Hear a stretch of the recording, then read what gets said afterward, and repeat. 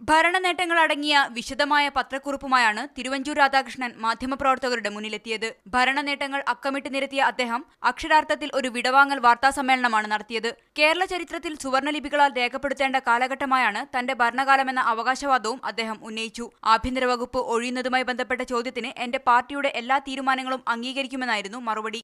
എന്റെ പാർട്ടി എടുത്ത തീരുമാനത്തിന്റെ അടിസ്ഥാനത്തിലാണ് ഞാൻ ആഭ്യന്തര വകുപ്പ് മന്ത്രിയായത്. അതുകൊണ്ട് പാർട്ടി എടുക്കുന്ന തീരുമാനം അത് പൂർണ്ണമായി അംഗീകരിക്കാൻ ഞാൻ ബാധ്യസ്ഥനാണ്. ഒരു പാർട്ടിക്കാരൻ എന്നുള്ള നിലയിൽ എനിക്ക് അതേ ചെയ്യാൻ കഴിയൂ. വകുപ്പൊഴിയണമെന്ന് പാർട്ടി ആവശ്യപ്പെട്ടോ എന്ന മാധ്യമപ്രവർത്തകരുടെ നിരന്തരമായ ചോദ്യത്തിന് വ്യക്തമായ മറുപടി നൽകാൻ അദ്ദേഹം തയ്യാറായില്ല. മറുപടി ഇങ്ങനെയായിരുന്നു: ഞാൻ അങ്ങനെയൊക്കെ എന്നോട് ചോദിക്കാം.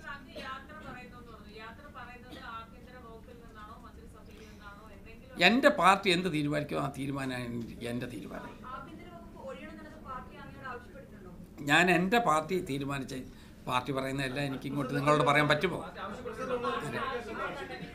ഇല്ല, ഞാൻ പറയുന്നത് കേട്ടോളൂ.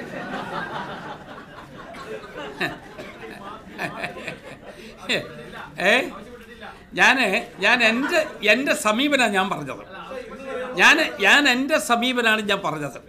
അതിനകത്ത് ആ സമീപനത്തിനകത്തൊരു പ്രൊവൈസവും കൂടെ ഞാൻ അഡീഷണലായിട്ട് പറയുന്നു. എന്താ പാർട്ടി പറയുന്നത് ഞാൻ അപ്പാടി.